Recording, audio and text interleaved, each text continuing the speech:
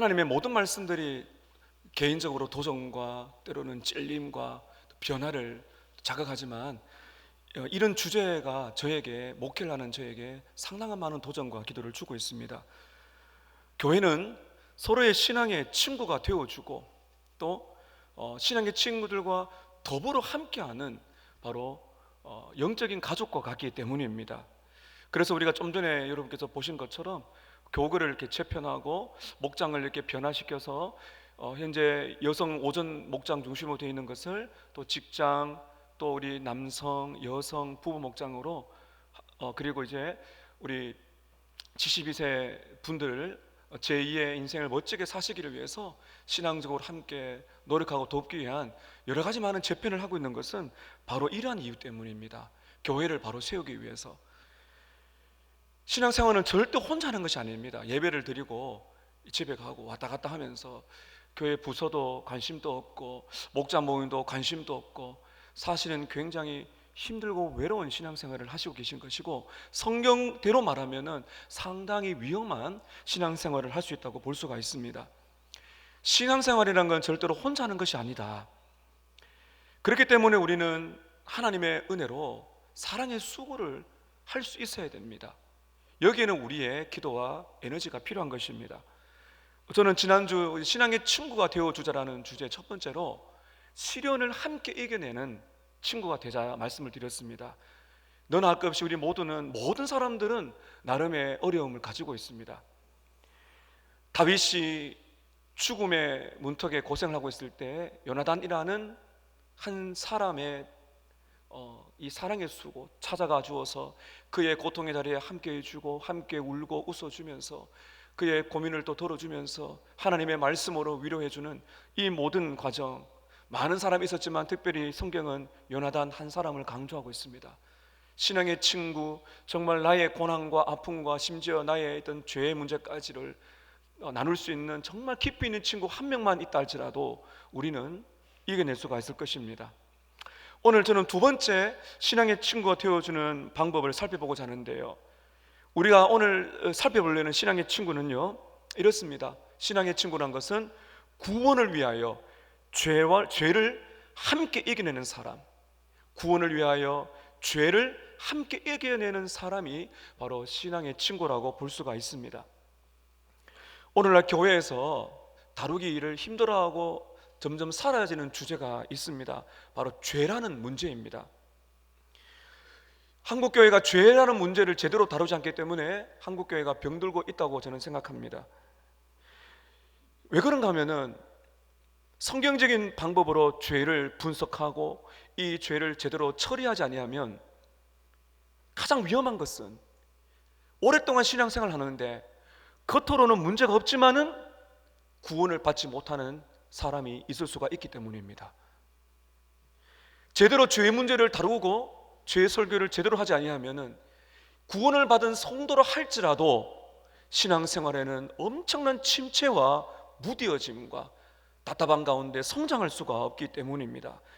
그래서 진정한 교회라면, 또 성경적으로 바른 복음을 선포하는 교회라면 죄의 문제를 반드시 성경적으로 다루어내어서, 때로는 이 죄의 문제가 우리를 마음을 힘들게 하고 어렵게 한다 할지라도 우리가 마음의 문을 열고 은혜를 구한다면은 이 죄의 문제에 대한 바른 말씀이 얼마나 우리에게 필요한 문제인가를, 또 은혜인가를 우리가 알 수가 있을 것입니다. 오늘 여러분 본문에 12절과 13절을 보시게 되면 우리의 구원과 우리의 죄, 이러한 표현들이 나오는 걸 한번 여러분 보시기를 바랍니다. 12절 보십시오. 형제들아, 너희가 삼가 너희 중에 누가 믿지 아니하는 악한 마음을 품는 사람이 있다. 그 결과는 살아계신 하나님에게서 떨어진다. 구원을 받지 못하는 사람이 있을 수가 있다. 그 다음에 13절, 오직 오늘이라 일컫는 동안에 매일 피차 권면하여 너희 중에 누구든지 죄의 유혹으로, 죄가 있고 죄는 우리를 유혹하고 그 다음에 그것은 결국에는 우리의 마음을 완고하게 한다. 이런 단어들을 오늘 분명히 히브리서 기자는 말을 하고 있습니다. 사랑하는 여러분, 성도에게는 하나님의 평강이 있습니다. 주님이 말씀하셨습니다. 수고하고 무거운 짐진 자들아 다 내게로 오라. 내가 너희를 쉬게 하리라. 근데 여기는 오해하시면 안 됩니다. 내가 예수를 믿는다는 것, 내가 예수의 제자가 된다는 것은 대가가 있다는 겁니다. 그 대가라는 것은 영광스러운 겁니다. 존 파이퍼 목사님은 우리의 삶을 이렇게 표현을 했습니다. 우리의 삶은 화로운 유람선에 앉아서 먹고 마시면서 앉아있는 그런 삶이 아니고 군함에 들어가서 적과 싸우는 것이다.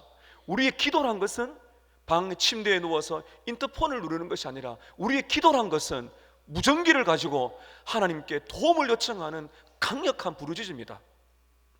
이렇게 하면은 성도님들이 가끔씩 그래요. 목사님, 왜 삶을 그렇게 힘들게 말씀하세요? 세상도 싸우는데 왜 우리를 그렇게 싸우라 그럽니까? 이거는 여러분 비밀입니다. 영적인 싸움, 이게 성도들에게는요 있습니다.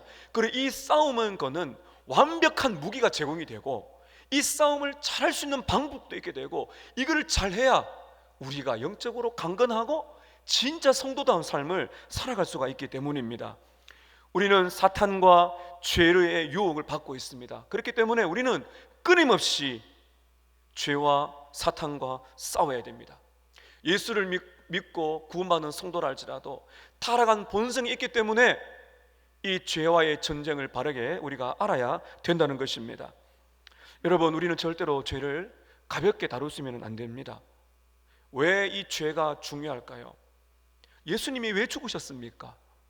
예수님이 왜 십자가에 달려 돌아가셨습니까? 우리의 죄 때문입니다. 우리의 죄의 결과는요 하나님의 무서운 진노의 심판입니다. 영원한 멸망의 지옥 형벌입니다. 그런데 우리의 죄를 대신하여 예수님이 죽으셨어요. 우리를 그토록 사랑하셨습니다. 그렇다면은 우리 성도들이 이 땅에 살아갈 때 절대로 죄를 사랑하면 안 되죠. 절대로 죄 문제를 가볍게 여기면 안 되죠. 끊임없이 죄와 싸워내면서 우리에게 이 주신 구원을 잘 이루어가는 그 영광스러운 삶을 우리가 살아가고 있습니다. 성도들은 죄와 싸우는 사람입니다. 오늘 말씀은 너무나 놀라운 것이요, 성도들은 죄와 싸우는 사람인데 오늘 말씀 보게 되면 죄와 싸우기 위해서 오늘 하나님은 뭐라 말씀하시는가 하면 우리가 죄와 싸우기 위해서 공동체가 필요하다는 겁니다. 신앙의 친구들이 함께 도와가면서 내가 죄를 짓는 것을 보호해 주면서 때로는 내가 죄에 빠졌다면 이끌어 주면서 격려하면서 함께 더불어 살아가는 것, 그러므로 말미암아 우리의 구원이 넉넉하게 구원의 길을 걸어갈 수 있도록 도와주는 신앙의 친구가 반드시 필요하다는 것입니다. 오늘 주제 질문입니다. 그럼 어떻게 신앙의 친구는 죄와 함께 싸워낼 수가 있을까요? 어떻게 우리는 신앙의 친구들과 함께 죄와 함께 죄를 싸워 이겨낼 수가 있을까요? 세 가지를 말씀드리겠습니다. 첫 번째는 성도는 자신의 마음을 지켜야 합니다. 성도는 죄와 싸우기 위하여 첫 번째 그러면 내 마음을 지켜야 됩니다. 내 마음이 어떤지를 늘 돌아봐야 됩니다. 여러분 12절을 오늘 말씀이 길지 않기 때문에 한 절 한 절 같이 한번 읽으면 좋겠는데요, 우리 12절 함께 읽겠습니다. 형제들아, 너희는 삼가 혹 너희 중에 누가 믿지 아니하는 악한 마음을 품고 살아계신 하나님에게서 떨어질까 조심하라.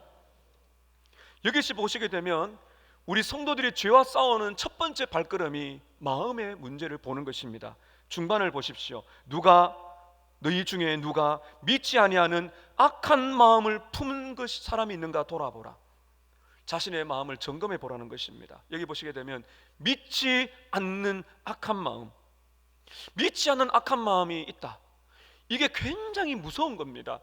이 문제가 얼마나 심각한가를 이제 말씀하기 위해서 이제 우리가 오늘 읽은 이 말씀 앞뒤 문맥을 보셔야 되는데요, 7절부터 11절을 제가 한번 읽으면서 간단하게 설명해 드리겠습니다. 왜 믿지 않는 악한 마음을 돌아보는 게 중요한가? 7절부터 보십시오. 그러므로 성령이 이르신 바와 같이 오늘 너희가 성령의 음성을 듣거든 8절에 광야에서 시험하던 날에 거역하던 것 같이 너희의 마음을 완고하게 하지 말라. 거기서 너희 조상들을 말하는 것이죠. 너희 열조가 나를 시험하여 증언하고 40년 동안 나의 행사를 보았느니라. 10절에 그러므로 내가 이 세대에게 노하여 이르기를 그들이 항상 마음이 미혹되어 나의 길을 알지 못하는도다 하였고, 11절에 내가 노하여 맹세한 바와 같이 그들은 내 안식에 들어오지 못하리라 하였도다. 당시에 이 히브리서 기자는 성도들에게 말합니다. 믿지 않는 악한 마음이 있는지를 살펴보라. 그러면서 조상들의 이야기를 가지고 옵니다. 이스라엘 백성들의 출애굽 1세대, 애굽에서 나와서 광야길을 걷는 40년 동안에 이스라엘 백성들의 조상들이 어떻게 살았는지를 보라는 것입니다.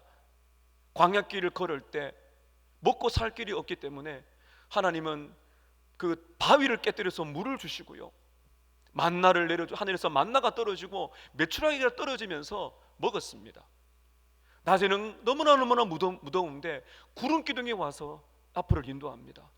밤에는 극한의 추위가 오는데 광야에서, 그 사막에서 불기둥이 와서 빛을 밝혀주고 그들의 갈 길을 인도합니다.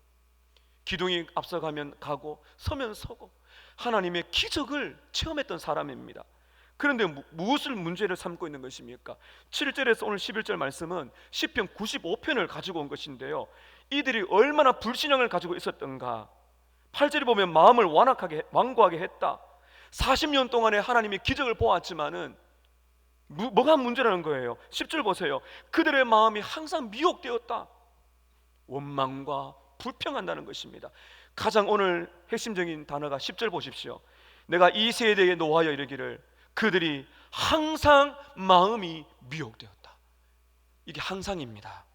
한두 번이 아니에요. 일시적인 것이 아니라 항상 그들의 삶이 이렇게 살았다는 겁니다.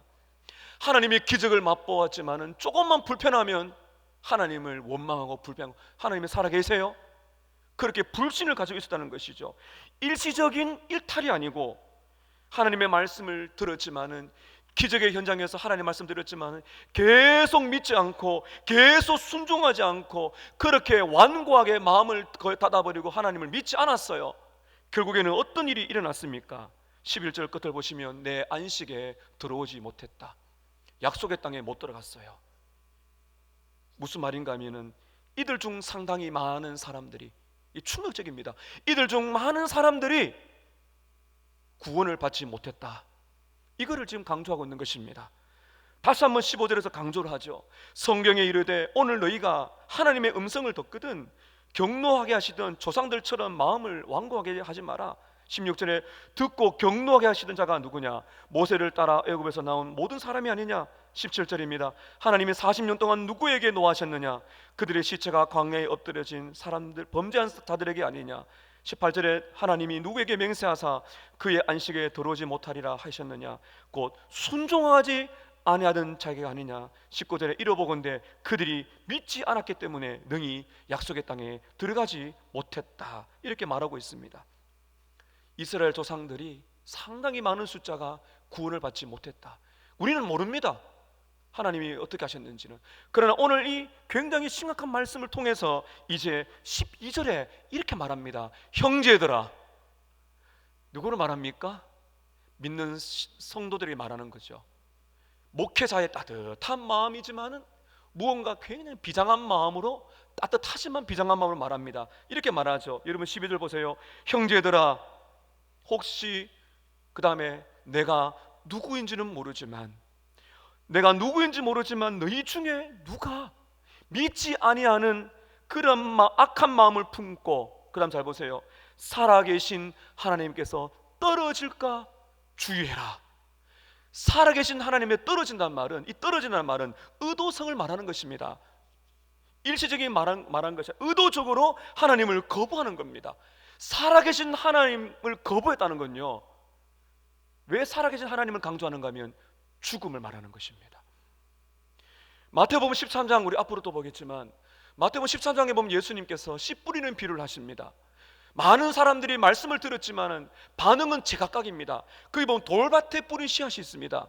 마음이 돌 같은 사람, 돌밭에 얕은 흙이 있기 때문에 씨가 떨어지면 이게 싹이 트는 것 같지만은 뿌리가 없어서 햇빛에 타 죽는 그런 경우. 무슨 말입니까?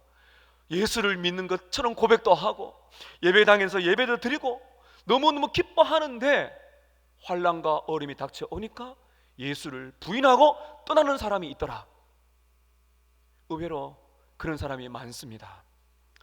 사랑하는 여러분, 내가 구원받았다는 확실한 증거는 입술의 고백만이 아닙니다. 필요하지만 그것만이 충분하지 않습니다. 내가 예배당에 앉아서 예배 드리고 헌금 생활하고 봉사하는 것 자체가 내가 구원받았다는 증거는 아닙니다. 내가 하나님의 말씀을 듣고 변화되는 걸 봐야 됩니다. 하나님의 말씀을 계속 듣고도 계속 믿지 아니하고 거부하고 거역하고 그것은 하나님의 말씀이고 나는 다르게 살아간다, 그것이 계속적인 그 사람의 모습이라면 하나님에게서 떨어질까 조심해라. 이걸 뭐라 그러면 여러분, 배교라 합니다. 배교. 배교는 이미 믿는 성도가 떨어지는 것이 아니고요, 성도처럼 보이지만은 가짜예요. 결정적인 순간에 신앙을 버리는 것을 배교라고 하는 것입니다. 여러분, 그러나 여기서 지금 히브리서 기자는 뭐라 말합니까? 형제들아, 그 무슨 말이에요? 이런 일이 있을 수 있지만 여러분들에게는 확실한 구원이 있는 줄로 믿는다 하는 이 고백을 하는 것입니다. 무슨 말인가 하면 확실히 구원받은 신자가 있다는 겁니다. 여러분, 확실히 구원받은 신자는 어떻게 살아갑니까? 구원받는 신자들도요, 죄 문제가, 물론 우리가 죄 용서 받고 죄의 정죄에서 벗어났지만은 타락한 본성이 죽을 때까지 남아 있습니다. 그래서 신자라 할지라도요, 죄가 남아 있기 때문에 유혹을 받기도 하고 넘어지기도 하고 때로는 심각하게 영적인 침체를 또 경험하기도 하고 불순종을 하기도 합니다. 그러나 계속 그렇게 하지는 않습니다. 참된 신자라면 다시금 하나님의 말씀을 붙들고 구원의 길을 계속 가는 사람이, 이 사람이 신자입니다. 그리고 하나님의 은혜가 오기 때문에 내가 이렇게 살면 안 된다는 거, 내 안에 이 죄와 싸우는 전쟁터가 내 마음 안에 일어나고 있다는 것을 우리는 알 수가 있습니다. 예를 들어 보겠습니다. 차를 몰고 이제 집을 향해 목적지로 갑니다. 그 길을 이제 알고 갑니다. 갑자기 세찬 비바람과 폭우가 쏟아집니다. 그럼 여러분, 때로는 차가 잠시 설 때도 있고요, 그러나 유리창 와이퍼를 돌려가면서 그렇게 가잖아요. 바로 그것입니다. 세찬 비바람처럼 그렇게 우리에게 많은 도전과 이 사탄의 유혹과 죄의 유혹이 있지만은, 그러나 자동차 그 유리를 탁각하면서 계속 가는 것입니다. 여러분, 그럼 이 말씀은 어떤 의미입니까? 두 가지를 말하죠. 형제들아, 너희 중에서 믿지 아니하는 악한 마음이 있는가 돌아봐라. 계속 하나님을 거부하는데 예배당에 나오는 거짓 신자가 있는가 모르죠. 마음을 돌아보라는 겁니다. 마음을 살펴보라는 것입니다. 만약 참된 신자라면 이 말씀이 어떻게 여러분 받아들일 수가 있습니까? 내 마음을 돌아보면서 끝까지 믿음의 경주를 하라는 것입니다. 내 마음에 죄가 움직이고 있기 때문에 믿지 않도록 하는 악한 마음이 불쑥불쑥 일어나면 참된 신자는 그것을 내버려 두는 것이 아니고 방치하는 것이 아니고요, 내 마음을 지켜내고 돌아보기 때문에 끊임없이 너의 마음을 지켜내라. 왜냐하면 하나님의 말씀처럼 사람의 마음이 생명의 근원이기 때문입니다. 참된 신자는 이 말씀을 받을 때, 그렇지, 나는 내 마음을 지켜내야 되지, 그러면서 내 마음에 불신이 없는지 불신앙이 없는지를 돌아보게 되는 것이고, 혹시나 내가 진짜 믿지 않는다면 이 말씀이 자신의 신앙을 돌아보라는 하나님의 음성이 되는 것입니다. 두 번째, 우리가 죄를 이기기 위해서는 성도는 서로 권면하여 죄를 이겨야 된다는 것입니다. 성도는 서로 권면하면서 죄를 이겨낸다는 것입니다.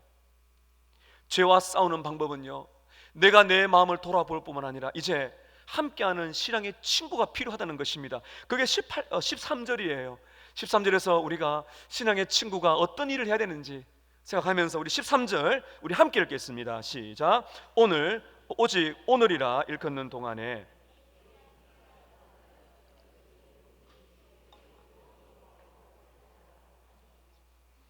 너희 중에 누구든지 죄의 유혹으로 완고하게 되지 않도록 하라. 여러분, 여기서 중요한 표현이 마음이 완고하게 되는 것입니다. 딱딱해지는 것입니다. 제가 설명을 좀 드려야 됩니다. 원래 이 땅의 모든 사람들의 마음 상태는 완고합니다. 이거를 에스겔서 36장 26절에 보면 돌같이 굳은 마음이라 그럽니다. 다 마음이 딱딱해요.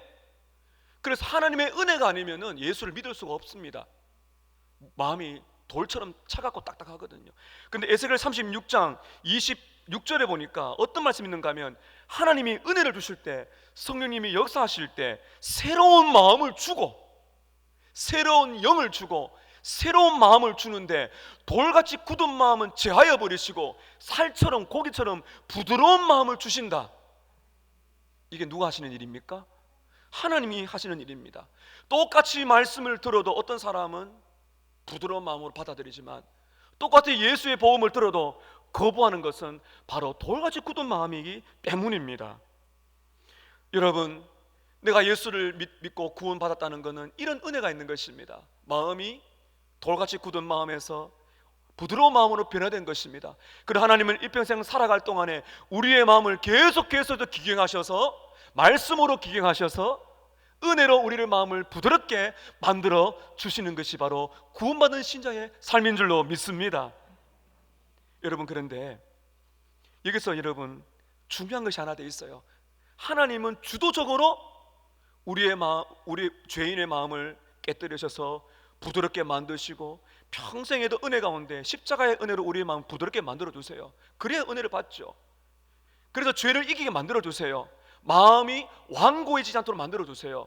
그러나 하나님은 또 다른 한 방법을 주셨습니다. 죄를 이겨내어서 마음이 완고해지지 않는 두 번째 방법은 무엇인가 하면은 우리 서로가 노력하는 겁니다. 이게 공동체를 주신 이유가 있다는 것입니다.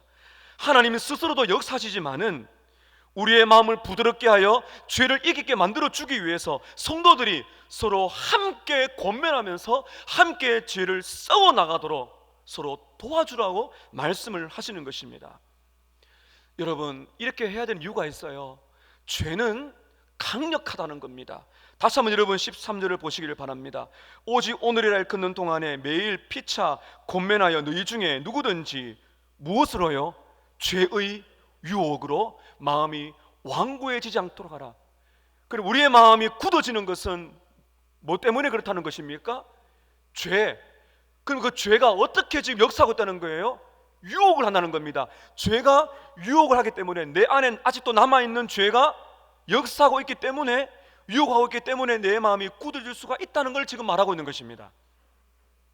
그리고 하나님의 은혜가 아니면 우리의 마음을 지켜낼 수가 없어요. 그걸 지금 전제로 하는 것입니다. 여기 보시게 되면 죄의 유혹이라고 말하고 있는데, 좀 더 원문에 가깝게 해석하면 죄의 유혹이 아니고 죄의 속임수, 죄의 거짓말, 죄의 기만술, 이렇게 볼 수가 있습니다. 여러분, 죄는 거짓말입니다. 왜 그런가 하면 사탄이 거짓말장이거든요. 창세기 3장에 보십시오. 하나님이 태초에 만드신 아담과 하와가 있습니다. 근데 뱀이 어떻게 유혹을 합니까? 거짓말입니다.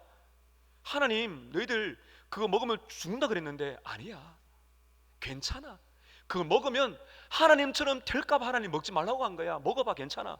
다 거짓말입니다. 먹으면 죽습니다. 하나님처럼 될 수가 없어요. 그 교만을 부추기는 것입니다. 너의 인생을 살아봐, 괜찮아. 여러분, 죄는 힘이 있어요. 죄는 달콤합니다. 그래서 우리가 넘어지는 것입니다. 여러분, 죄를 우습게 하면 안 됩니다. 죄는 우리 안에 남아있는 죄의 본성은 끊임없이 우리를 부추깁니다. 하나님 말씀이 쫙 떨어질 때, 그래, 좋은 말씀이긴 한데 세상은 달라, 처세술이 붙들게 만드는 것입니다. 여러분, 이렇게 되면 마음이 완고하게 되어져요. 이렇게 되면 보세요, 죄의 유혹으로 마음이 굳어집니다. 우리 성도들이 보세요, 구원받기 이전의 상태로 돌아가진 않지만은 이 마음이 딱딱해지는 걸 알아요. 냉소화됩니다. 말씀을 듣는데 이 말씀이 왔다가 벽처럼 튕겨나갑니다. 쭉 이 말씀이, 은혜가 내 마음에 부딪혀야 되는데, 들어와야 되는데 의심과 두려움과 그 말씀을 받지 않습니다. 냉소화가 됩니다.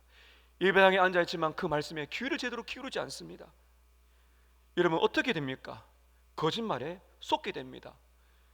내가 예배당 앉아서 예배를 드리고 자기는 몰라요. 문제는 뭔가 하면요, 내가 괜찮다고 생각하도록 죄가 만든다는, 이게 거짓말이거든요. 다 속고 있다니까요. 이게 문제면, 여러분, 내가 나를 몰라요. 나도 내 마음을 모릅니다. 근데 착각하고 있는 거예요. 착각을요. 뭘 착각하고 있습니까? 나는 괜찮다, 나는 내 문제를 바로 보고 있고, 그래 이렇게 하다가 이렇게 하면 괜찮을 거야. 여러분, 죄는 우리의 눈을 멀게 만듭니다. 영적인 눈을 멀게 만듭니다. 내가 영적으로 문제가 없다고 생각하는 그것이, 여러분 잘 들으십시오, 나는 괜찮아, 나는 다시 일어설 수가 있고, 이 정도는 괜찮아, 이 정도는 괜찮아, 이게 다 여러분 죄에 쏟고 있다는 확실한 증거가 됩니다. 마귀는 죄를 통해 우리를 어떻게 속입니까? 그래, 그 죄를 지어도 괜찮으니까 죄 짓고 나면 회개하면 되잖아. 달콤하죠. 그런데 죄를 짓고 나면 일시적인 기쁨이 오는데 그 기쁨이 곧 사라질 수밖에 없어요. 왜냐하면 성도는 그렇게 살 수가 없거든요. 성령께서 그렇게 두지 않습니다. 마음에서 영적인 침체가 오고 죄책감에 사로잡히고 뭔가 내 마음이 지금 굉장히 답답해요. 그렇게 느끼게 만들어 주세요. 다 속고 있는 것입니다. 그렇기 때문에 오늘 주님이 뭐라 말씀하십니까? 내가 내 마음을 돌아보라고 말씀하시지만은 그것만으로는 안 됩니다. 왜냐하면 내가 내 마음을 모를 때가 많거든요. 그래서 뭐가 필요한가 하면 신앙의 친구가 필요하다. 내 마음을 잘 살피고 나의 부족을 잘 아는 신앙의 친구가 필요하다. 그걸 오늘 강조하고 있는 것입니다. 조한 칼빈은 이렇게 말을 합니다. 칼빈의 말입니다. 본성적으로 우리는 악에 빠지는 경향이 있습니다. 우리 성도를 말하는 겁니다. 하나님을 깊이 경외하는데 우리를 도와줄 다양한 수단들을 우리 모두는 필요로 합니다. 우리의 믿음은 되풀이하여 격려를 받지 아니하면 잠들게 되고, 우리의 믿음은 되풀이하여 데워지지 아니하면 냉담해지고, 우리의 믿음은 되풀이하여 자극을 받지 아니하면 무감각해지게 됩니다. 그러므로 사탄이 성도들의 마음속에 몰래 들어가 거짓으로 꿰어 하나님에게서 멀어지게 하지 않도록 서로를 격려를 통해서 자극을 해야 됩니다. 사랑하는 여러분, 신앙의 친구가 계십니까?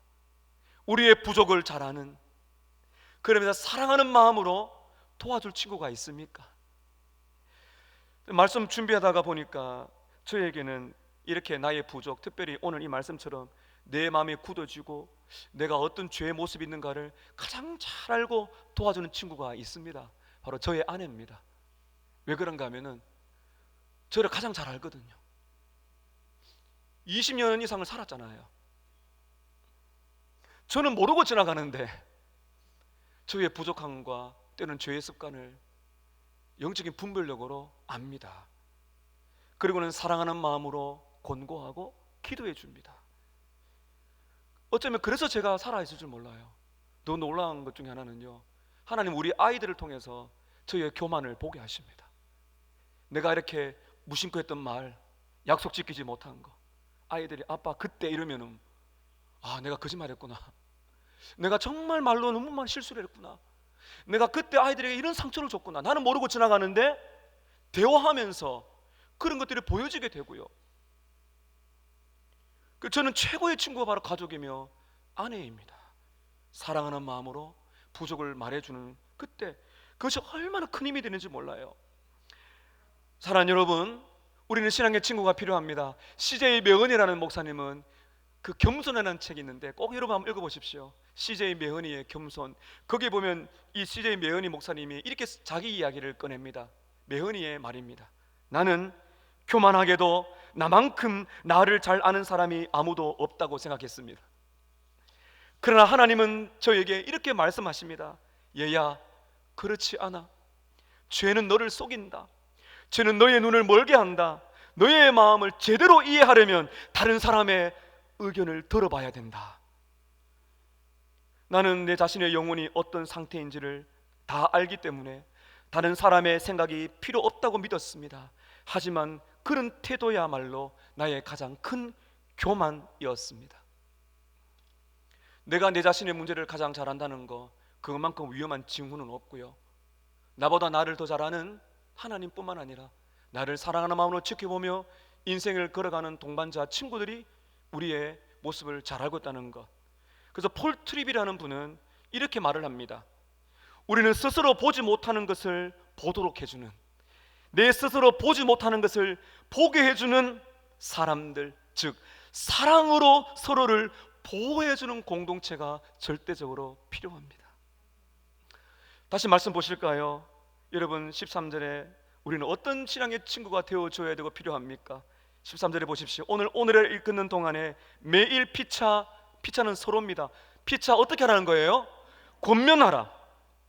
이 권면이라는 것은 이 단어가 헬라 원문에 보면 파라칼레오입니다. 파라라는 것은 보혜사 성령 파라, 이 곁에 있다는 것이거든요. 파라칼레오, 권면이라는 것은 내 곁에서, 칼레오라는 것은 부른다는 겁니다. 내 곁에서 딱 붙어서 부르는 사람, 그 사람의 말을 격려라고 하는 것입니다.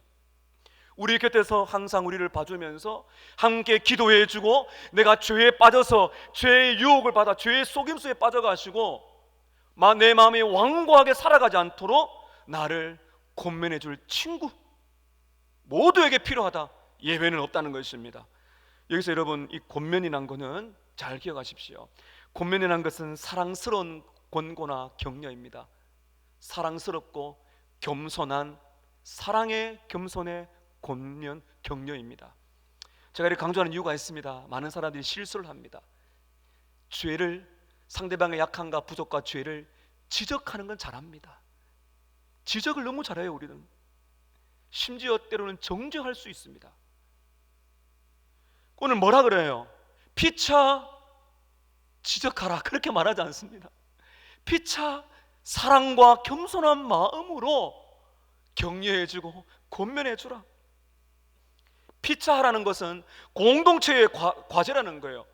교회가 그 일을 하지 않으면 직무유기라는 겁니다. 우리 교회, 우리 장로교 개혁주의의 중요한 천둥전인가 권징이 있었죠. 권징.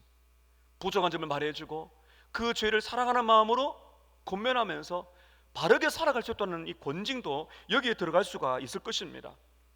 여러분, 이 사랑의 권면은 어떤 방식으로 또 언제 해야 될까요? 여러분 다시 한번 말씀을 보실까요? 굉장한 절박함을 가지고 있습니다. 13절 보십시오. 오직 오늘이라 읽는 동안에 언제 권면하라 그럽니까? 매일 피차 권면하라. 사랑의 권면은 절박한 겁니다. 예를 들어 보겠습니다. 여러분의 사랑하는 자녀가 누가 봐도 지금 죄의 모습을 가지고 살아갑니다. 언제 권면을 해야 될까요? 오늘을 넘기면 안 되죠. 그게 사랑이 아니겠습니까? 왜 그럴까요? 사탄은 매일매일 성도들을 공격하기 때문입니다. 사탄은 매일매일 우리의 자녀들과 배우자들과 사랑하는 성도들의 영혼을 거짓말로 공격하기 때문입니다. 죄는 쉬지 않는 악독입니다. 어떻게 여러분 우리가 넘길 수가 있겠습니까? 이 당시에 히브리서 기자가 오늘이라 일컫는 동안에 이렇게 말하고 있는데요, 오늘이라 일컫는 동안을, 오늘을 또 강조하잖아요. 오늘을 사는 인생을 말합니다. 오늘을 사는 인생. 여러분, 내일이 있다고 누가 보장할 수가 있겠어요? 제가 오늘 봉헌기도 드렸지 않습니까? 주님, 오늘 시간을 주셔서 감사합니다. 내일 내가 산다는 것은 하나님의 계획인 줄로 믿습니다. 그래야 은혜를 압니다. 이 당시 성도들이 왜 오늘이라 일컫는 동안에 매일 오늘을 강조하는 이유가 있어요. 이 당시 성도들은요, 이 질병과 죽음이 항상 앞에, 죽음의 문턱에서 있었던 그런 때거든요. 우리처럼 항생제, 이런 여러분 백신, 또 예방주사, 그런 거 제대로 없습니다. 이 의료시설, 병원, 그리고 질병이 오게 되면 수많은 성도들이 죽었습니다. 오늘 살아있다가 내일 죽는 성도가 많았습니다. 이 당시에는 초대교회 때는 예수를 믿는 것 때문에 순교하는 사람이 너무 많았습니다. 그래서 오늘 이렇게 말하고자 않습니까? 히브리 기자는 오늘 하나님의 말씀을 듣거든 마음을 닫지 마라. 오늘 내일로 미루지 말고 오늘 성도들의 고난과 어려움과 때로는 죄의 모습을 보고들랑 넘어가지 말고 오늘 사랑하는 마음으로 권면하라. 가능하면 자주, 가능하면 매일. 이걸 보면은 이 당시에 이 성도들의 공동체가 얼마나 사랑으로 하나 되었는가, 참 우리가 비교해 볼 때 우리의 현주 성도가 참 부끄럽기만 합니다. 여러분, 이렇게 하려면 제가 다시 한번 강조하는데요, 피차 권면할 때는요, 하나님의 은혜가 필요합니다. 상대방을 전적으로 사랑하고요, 상대의 죄를 지적하지 않고 권면하기 위해서는, 격려하기 위해서는요, 상대의 인격을 존중할 줄 알아야 되고 그 상대의 아픔이 뭔지를 잘 알아야 됩니다. 그리고 상대의 죄 문제가 있거든 겸손한 마음으로 격려하는 것입니다. 반대로 보세요, 여러분. 신앙의 친구가 격려할 때 우리는 어떻게 받아야 되겠어요? 권면을 받을 때는 역시 겸손하게 청종을 해야 됩니다. 그게 서로 권면하는 거죠. 나만 일방적으로 권면하는 것도 아니고 일만 받는 것이 아니에요. 서로가 권면하라. 서로가 겸손하고 사랑하는 마음으로 격려하고 죄 문제가 있으면 함께 이야기하며 기도하고 또 받고 나도 듣고 그렇게 하라는 것입니다. 여러분, 격려는 말입니다. 말. 사랑의 마음으로 표현하는 것이 바로 격려예요. 말입니다. 여러분, 말에는 능력이 있다는 것을 잊지 마십시오. 잠언 18장 21절에 죽고 사는 것이 혀의 권세에 달려있다는 것입니다. 말은 능력이 있습니다. 에베소서 4장 29절에 바울이 말합니다. 더러운 말은 너희 입 밖에도 내지 말고 오직 덕을 세우는데 소용되는 대로 선한 말을 하여 듣는 자들에게 은혜를 끼치게 하라. 사랑의 마음이 있는 가운데 사랑의 언어를 말하라. 그게 우리가 해야 될 피차 고면하는, 그리하여 함께 죄를 이기며 내는 두 번째 길입니다. 세 번째 죄를 이기는 방법은 성도는 영원한 구원이 보장이 되었다는 것, 성도는 구원이 영원히 보장되었다는 것을 확신해야 된다는 것입니다. 성도에게는 구원이 영원히 보장이 되었습니다. 하나님이 허락하신 구원은 영원히 안전한 줄로 믿습니다. 이걸 확신해야 우리가 죄와 싸워 이길 수가 있어요. 여러분, 12절과 13절에 내용이 이렇게 되잖아요. 너희의 마음을 완악하지 않도록 주의해라. 13절에는 서로 피차 권면하여 죄의 유혹으로 마음이 완화하지 않도록 하라. 그러면 14절 넘어가는데 14절은 접속사 하나 빠졌습니다. 왜냐하면 왜 우리는 서로를 마음을 조심하게 돌아봐야 됩니까? 왜 마음을 지켜야 됩니까? 왜 우리는 사랑하는 마음으로 피차 권면해야 됩니까? 그 이유가 무엇인가 하면 14절에 있다는 것입니다. 14절의 내용이 무슨 말인가 하면 하나님은 성도들을 끝까지 인도하시는 견인의 은혜가 있기 때문에 우리는 서로를 사랑하는 마음으로 돌아보며 끝까지 갈 수가 있다는 것입니다. 어디서 그것을 볼 수가 있을까요? 여러분, 14절 다시 보시길 바랍니다. 14절에 보시면 우리가 시작할 때에 확신한 것을 끝까지 견고히 잡고 있으면 이렇게 말하고 있는 것입니다. 중요한 표현을 보십시오. 우리가 언제 확신한 것은요, 시작할 때. 여러분, 우리의 구원의 시작은 누구의 시작이에요? 누가 역사하신 것입니까? 하나님께서 우리의 마음을 변화시켜 주신 것입니다. 여기서 말하고 있는 우리가 시작할 때 확신한 것이란 것은 우리가 처음 예수를 믿고 회심한 그것을 말하고 있는 것입니다. 복음을 들었던 그때 예수 그리스도를 믿는 처음 그 믿음.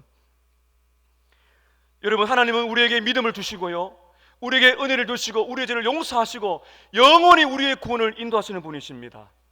빌립보서 1장 6절입니다. 너희 안에서 착한 일을 시작하신 이가 그리스도 예수의 날까지 이루실 줄을 우리가 확신하노라. 우리가 시작한 것을, 확신한 것을 끝까지 붙드는 사람, 이게 바로 진짜 성도라는 것입니다. 그 다음에 왜 여기서 견인의 은혜를 볼 수가 있는가 하면 그 다음 표현을 잘 보셔야 됩니다. 여러분, 14절 보십시오. 우리가 시작할 때 확신한 것을 끝까지 견고히 잡고 있으면 누구와 함께? 그리스도와 함께 참여한 자가 되리라, 이렇게 말하고 있는데, 그리스도와 함께 참여한 자가 되리라는 것은 한글로는 미래를 말하고 있는 것처럼 보이지만 이 동사 시제는 현재 완료형입니다. 무슨 말인가 하면은 이미 예수와 연합했다는 거예요. 이미 예수님과 하나가 되었고 지금도 매일매일마다 예수님과 함께하고 있다는 것입니다. 여러분, 예수님과 함께 했다는 것, 예수님과 함께 연합되어 참여한다는 게 무슨 말입니까? 예수님의 모든 생명과 예수님의 모든 능력이 나의 것이 된다는 것입니다.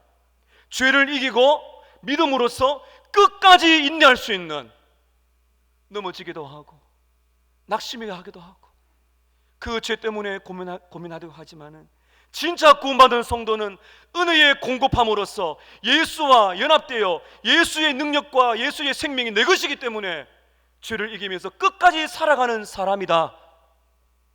여러분, 그래서 14절은 이렇게 다시 표현할 수가 있습니다. 14절을 좀 더 원문에 가깝게 이렇게 표현합니다.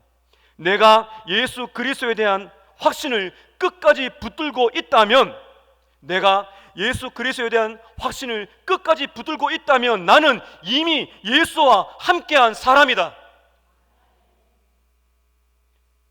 다시 표현합니다. 내가 예수 그리스도에 대한 확신을 끝까지 붙들고 있다면 나는 이미 거듭난 하나님의 자녀라는 증거를 가지고 있다는 것입니다. 사랑하는 여러분, 우리가 믿음을 끝까지 지켜내는 것은요, 하나님의 은혜가 인도한 줄로 믿습니다. 하나님의 은혜로 거듭나서 예수와 연합된 신자는 절대로 떨어지지 않습니다. 확실히 우리의 믿음을 지켜주셔서 끝까지 인내하도록 만들어 주신다는 것입니다. 그러면 오늘 이 말씀 잘 읽어보면 우리들에게 끝까지 붙들으라고 말씀하는 뉘앙스가 있어요.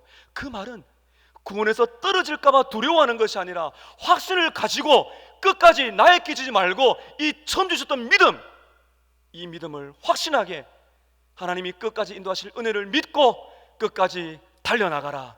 왜냐하면 예수와 이미 연합된 자들이기 때문에 절대로 예수 안에 있는 사랑에서 끊어낼 자가 없다. 이것이 우리의 희망인 것입니다. 저는 오늘 말씀을 읽으면서 여기는 여러분을 생각했습니다. 오늘 말씀 보게 되면 여러분 중에서 혹시 믿지 않는 악한 마음을 가지고 겉으로는 예수를 믿는 자 같으나 참된 믿음이 없이 계속해서 불신앙 가운데 살아가다가 배교할 자가 있을까? 너무나 마음이 아픕니다. 여기 있는 모든 분들에게는 참 믿음이 있으시기를 축복합니다. 여러분, 우리에게는 소망이 있어요. 그래서 주님이 말씀하십니다. 내 마음을 지켜라. 불안한 것이 아니라 생명의 말씀이 있기 때문에 내 마음이 굳어져서 죄의 유혹으로 그 내 신앙의 활력을 잃지 않도록 죄를 이겨내기 위해서 내 마음을 지켜내고 돌아보고, 나 혼자만 그럴 것이 아니라 서로를 돌아보면서 나약함을 붙들어주고 사랑하는 마음으로 한 성도가 또는 가족의 배우자나 자녀들, 부모님이 어려움에 있다면 사랑하는 마음으로 그 죄를 이겨낼 수 있도록 기도하면서 권면해 주면서 이 넉넉한 신앙의 승리를 달려가라, 이렇게 말하고 있는 것입니다. 사랑하는 성도 여러분, 우리 모두는 신앙의 친구가 필요합니다. 그리고 우리 모두는 신앙의 친구가 되어줘야 됩니다. 왜냐하면 그렇게 함으로써 하나님은 죄를 함께 이겨내게 하도록 하시기 때문입니다. 사랑으로 권면하여 죄를 함께 이겨내는 신앙의 친구가 되시기를, 그런 친구를 만드시기를 주님의 이름으로 축복합니다. 기도하겠습니다.